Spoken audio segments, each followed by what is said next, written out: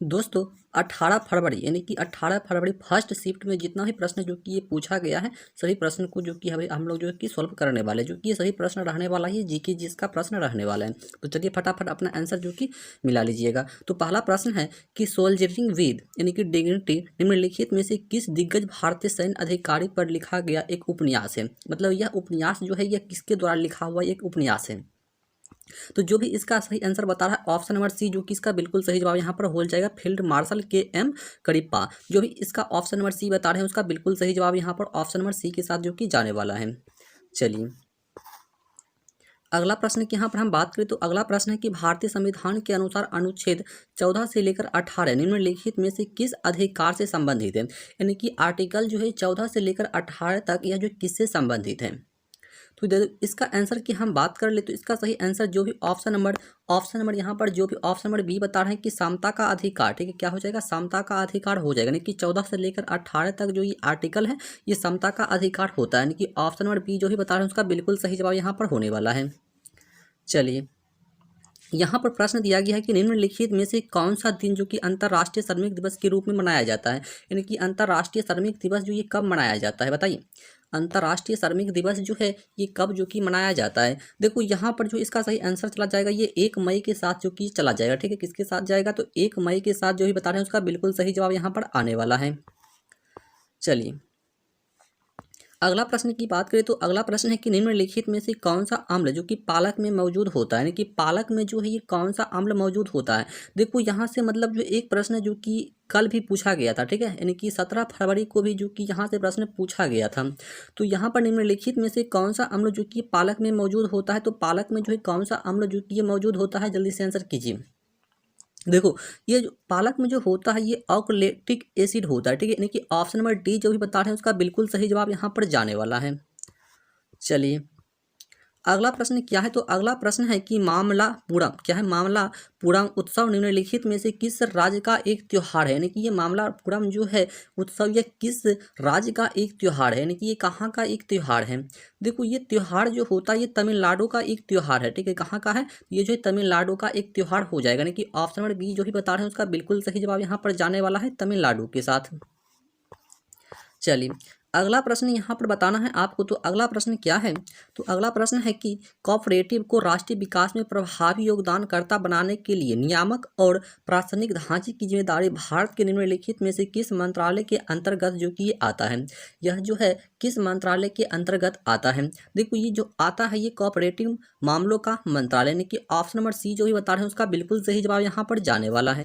अगला प्रश्न है 7 नंबर प्रश्न है कि भौतिक अनुसंधान प्रयोगशाला यानी कि मुख्य परिसर निम्नलिखित में से कहाँ पर ये स्थित है। मतलब ये जो है कहाँ पर स्थित है, भौतिक अनुसंधान प्रयोगशाला यानी कि मुख्य परिसर निम्नलिखित में से ये कहाँ पर स्थित है। देखो ये यदि इसका आंसर की हम बात कर ले तो इसका सही आंसर जो ये अहमदाबाद जो भी बता रहे हैं उसका बिल्कुल सही जवाब यहाँ पर जाने वाला है, अहमदाबाद के साथ, ठीक है, अहमदाबाद के साथ।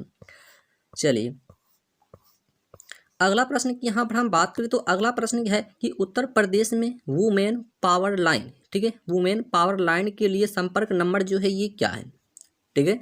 वुमेन पावर लाइन के लिए संपर्क नंबर यहाँ पर जो है आपको बताना है। देखो इसका संपर्क नंबर की हम बात कर ले तो ये यानी कि ये हो जाएगा, ठीक है, 1090, क्या हो जाएगा, 1090 हो जाएगा। यानी कि ऑप्शन नंबर ए जो भी बता रहे हैं उसका बिल्कुल सही जवाब यहाँ पर हो जाएगा 1090, ठीक है, 1090। चलिए अगला प्रश्न है 9 नंबर में प्रश्न क्या दिया गया है, तो 9 नंबर में प्रश्न है कि निम्नलिखित में से कौन उत्तर प्रदेश के जिलों में सर्वोच्च रैंकिंग वाले पुलिस अधिकारी हैं जो कि कमिश्नरी के अलावा, यानी कि कमिश्नरी के अलावा आपको बताना है, ठीक है।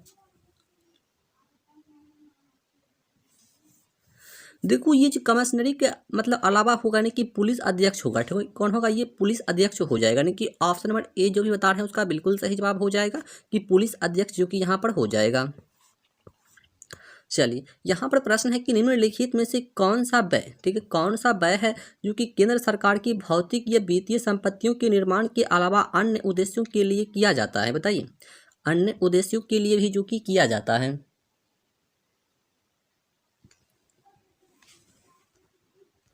तो जो भी कैंडिडेट यहाँ पर ऑप्शन नंबर बी बता रहे हैं, ठीक है, जो भी आंसर ऑप्शन नंबर बी बता रहे हैं कि राजस्व व्यय, ठीक है, क्या हो जाएगा, तो ये जो है राजस्व व्यय हो जाएगा, यानी कि ऑप्शन नंबर बी के साथ इसका सही आंसर जो कि चला जाएगा।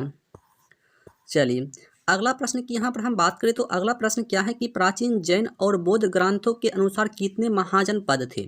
बताइए, देखो इतना इजी प्रश्न जो कि ये पूछा गया है कि प्राचीन जैन और बौद्ध ग्रंथों के अनुसार कितने जो कि ये महाजनपद थे, यानी कि कितना जो कि ये महाजनपद थे। देखो टोटल महाजनपद की बात कर ले तो यहाँ पर 16 महाजनपद थे, ठीक है, कितना 16 गो, यानी कि ऑप्शन नंबर डी जो भी बता रहे हैं उसका बिल्कुल सही जवाब हो जाएगा, 16 महाजनपद थे।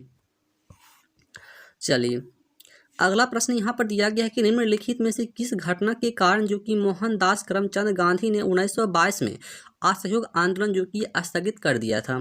बताइए किसके कारण से जो कि ये कर दिया था। देखो मोहनदास यानी कि करमचंद गांधी ने 1922 में असहयोग आंदोलन जो कि स्थगित कर दिया था, यानी कि चौड़ी चौड़ा घटना के कारण, ठीक है, ऑप्शन नंबर बी हो जाएगा, चौड़ी चौड़ा घटना हो जाएगा, ऑप्शन नंबर बी। चलिए अगला प्रश्न है 13 नंबर प्रश्न क्या है कि निम्नलिखित में से कौन सी फसल जो कि खरीफ की फसल नहीं है। देखो इतना इजी प्रश्न पूछा गया है कि निम्नलिखित में से ऐसा कौन सा फसल है जो कि वो खरीफ फसल नहीं है। बताइए, देखो खरीफ फसल के अंतर्गत जो ये गेहूं नहीं आता है, ठीक है, क्या हो जाएगा, तो ये जो है गेहूं हो जाएगा, यानी कि गेहूं जो होता है ये खरीफ फसल के अंतर्गत जो है बिल्कुल नहीं आता है। चलिए अगला प्रश्न की बात करें तो अगला प्रश्न क्या है कि निम्नलिखित में से कौन सा बंदरगाह भारत का सबसे बड़ा मतलब जो है कंटेनर मतलब बंदरगाह है, यानी कि सबसे बड़ा कंटेनर बंदरगाह जो ये भारत का कौन सा है सबसे बड़ा। ठीक है, देखो सबसे बड़ा की यहाँ पर हम बात कर ले तो सबसे बड़ा होगा जवाहरलाल नेहरू बंदरगाह, क्या हो जाएगा, जवाहरलाल नेहरू बंदरगाह जो कि ऑप्शन नंबर ए के साथ चला जाएगा। ठीक है, जवाहरलाल नेहरू बंदरगाह जो कि सबसे बड़ा बंदरगाह है जो कि अपना भारत में है। चलिए अगला प्रश्न की बात करें तो अगला प्रश्न क्या है कि जनगणना 2011 के अनुसार उत्तर प्रदेश राज्य का समग्र लिंगानुपात क्या है। बताइए 2011 के अनुसार उत्तर प्रदेश राज्य का समग्र लिंगानुपात जो कितना है, 2011 के अनुसार आपको बताना है। देखो 2011 के अनुसार बात कर ले तो 912 कितना है, 912 है, यानी कि ऑप्शन नंबर सी चला जाएगा। 912 के साथ जो भी बता रहे हैं उसका बिल्कुल सही जवाब यहाँ पर चला जाएगा, 912। चलिए अगला प्रश्न है कि प्रसिद्ध यूनेस्को स्थल यानी कि बोधो पोर्ट ऑफ मून निम्नलिखित में से किस देश में स्थित है। ठीक है, ये बोधो पोर्ट ऑफ मून जो है ये किस देश में स्थित है। बताइए किस देश में जो कि ये स्थित है। देखो देश की बात कर रहा है तो ये जो है फ्रांस में स्थित है। ठीक है, कहाँ पर स्थित है, तो ये जो है फ्रांस में स्थित है, ऑप्शन नंबर सी के साथ चला जाएगा, फ्रांस। चलिए अगला प्रश्न की बात करें तो अगला प्रश्न है कि उत्तर प्रदेश में राजकीय स्वतंत्रता संग्राम संग्रहालय यानी कि शहीद स्मारक निम्नलिखित में से किस स्थान पर स्थापित है। यह जो है किस स्थान पर जो है स्थापित है। देखो ये स्थान की बात कर रहा है तो ये जो है मेरठ हो जाएगा। ठीक है, क्या हो जाएगा, तो ये जो है मेरठ में स्थापित है, यानी कि ऑप्शन नंबर डी के साथ जो भी बता रहे हैं उसका बिल्कुल सही जवाब यहाँ पर जाने वाला है, मेरठ। चलिए अगला प्रश्न की बात करें तो अगला प्रश्न है कि उत्तर प्रदेश ने हाल ही में किस क्षेत्र में यानी कि PMJAY के मतलब कार्यान्वयन के लिए 2023 में पुरस्कार जो कि ये प्राप्त किया है। 2023 में जो है ये पुरस्कार जो कि ये प्राप्त किया है। बताइए, देखो ये जो स्वास्थ्य सेवा क्या हो जाएगा, स्वास्थ्य सेवा, यानी कि ऑप्शन नंबर बी के साथ जो भी बता रहे हैं उसका बिल्कुल सही जवाब यहाँ पर होने वाला है, स्वास्थ्य सेवा। चलिए अगला प्रश्न है कि राजस्व परिषद उत्तर प्रदेश की स्थापना निम्नलिखित में से किस जिला में की गई थी। फिर से प्रश्न को देख लीजिएगा कि राजस्व परिषद, ठीक है, राजस्व परिषद उत्तर प्रदेश की स्थापना निम्नलिखित में से किस जिला में किया है। बताइए किस जिला में किया था। देखो ये इलाहाबाद जो भी बता रहे हैं उसका बिल्कुल सही जवाब यहाँ पर होने वाला है, इलाहाबाद जो कि प्रयागराज। ठीक है, ऑप्शन नंबर डी के साथ जो भी बता रहे हैं उसका बिल्कुल सही जवाब यहाँ पर आने वाला है, इलाहाबाद प्रयागराज।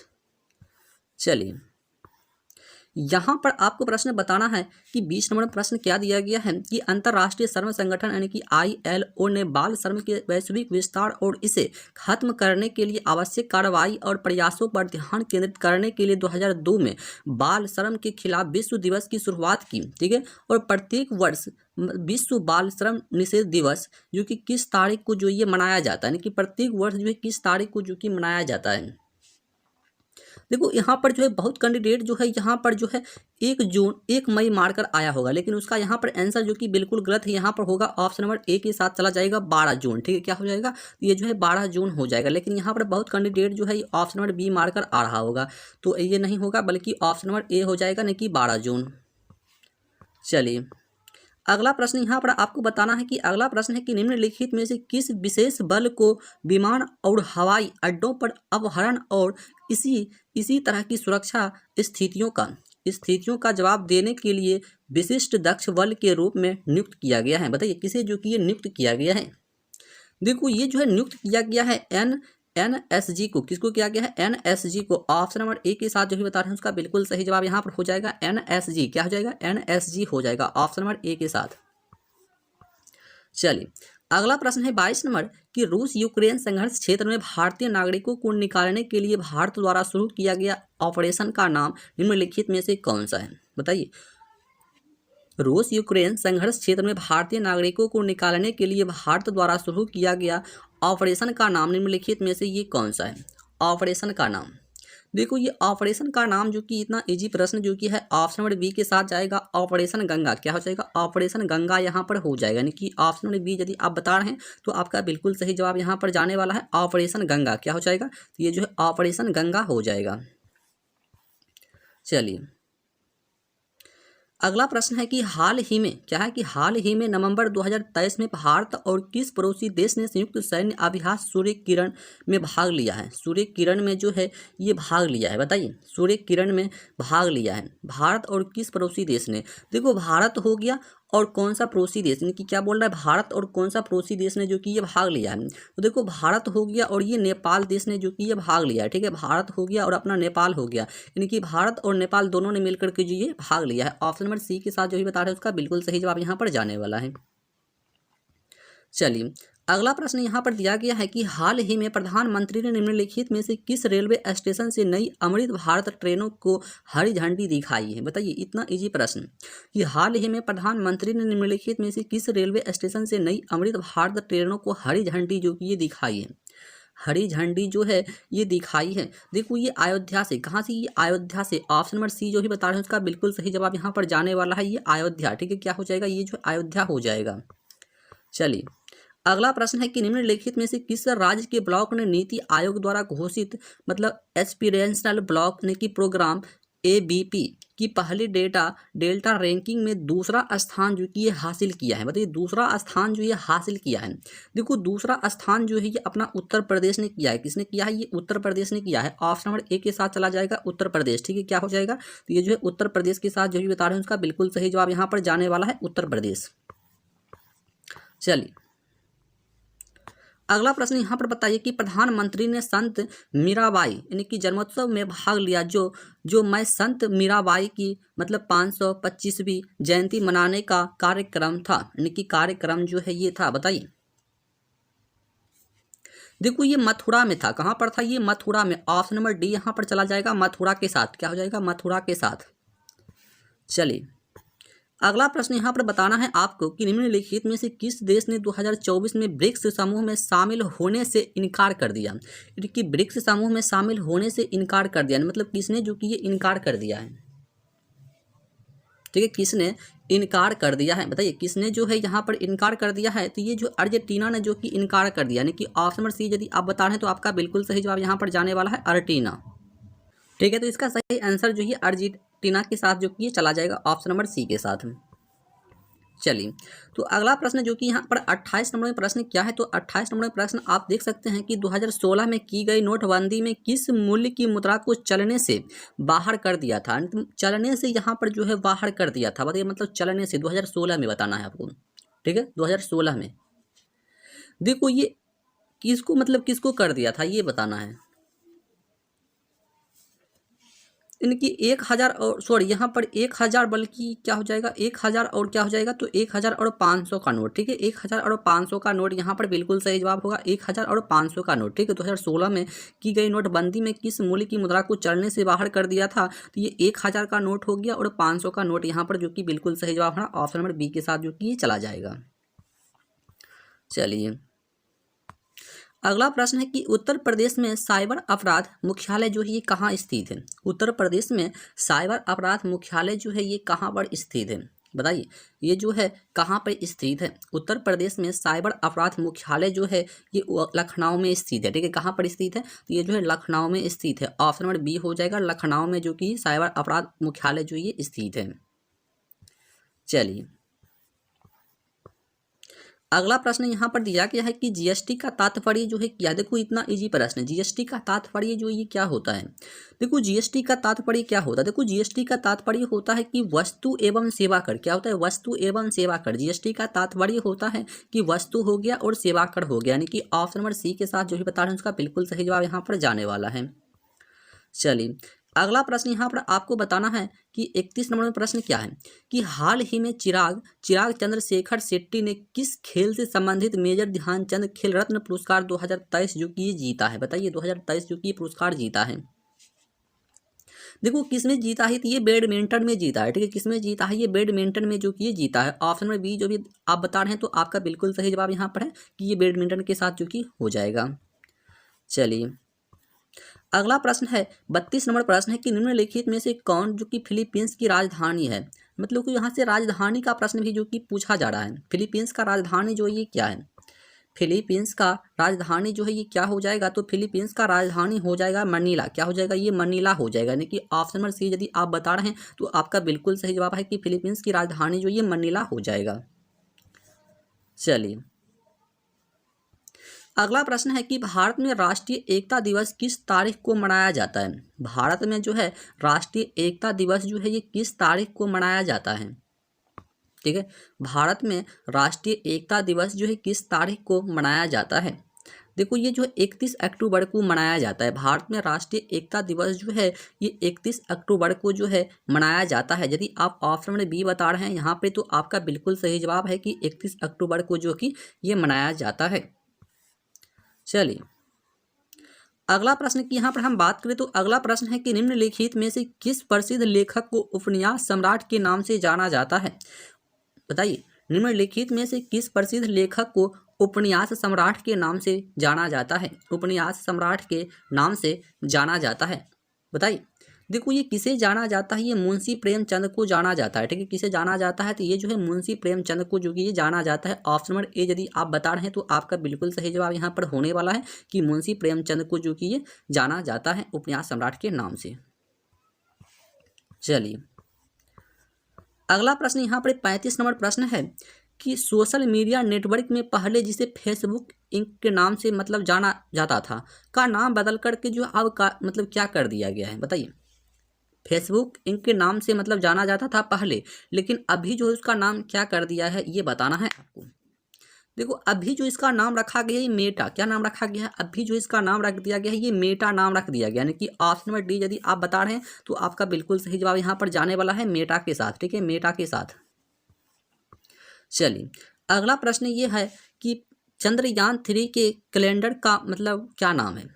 बताइए चंद्रयान 3 के कैलेंडर का नाम क्या है। देखो इतना इजी प्रश्न। देखो इसका नाम की बात कर ले तो इसका नाम क्या था, विक्रम। क्या नाम था, इसका नाम था विक्रम। ठीक है, चंद्रयान 3 के कैलेंडर का नाम जो है ये क्या था, तो इसका नाम जो कि ये विक्रम था। तो टोटल यानी कि हम लोग जो जीके जीएस का प्रश्न को जो कि यहाँ पर अभी हम लोग जो कवर किए हैं और जीके जिसमें आप कितना प्रश्न जो कि ये सही किए हैं, और हर एक प्रश्न जो कि आपका ये 2 नंबर का प्रश्न होता है। ठीक है, तो आप कितने प्रश्न को जो कि यहाँ पर सही किए हैं ये कमेंट बॉक्स में जरूर बताइएगा। और यहाँ से यदि आप कमेंट बॉक्स में बताइएगा तब जाकर के जो आपको ये बताया जाएगा कि आपका कट ऑफ जो कि ये कितना कितना के बीच में जो कि यूपी पुलिस कांस्टेबल का जाने वाला है। तो चलिए जल्दी जल्दी अपना राय बताइए कि जीके में कितना प्रश्न जो कि आपका सही हुआ है। तो चलिए मिलते हैं फिर से नेक्स्ट वीडियो में, तब तक के लिए जय हिंद।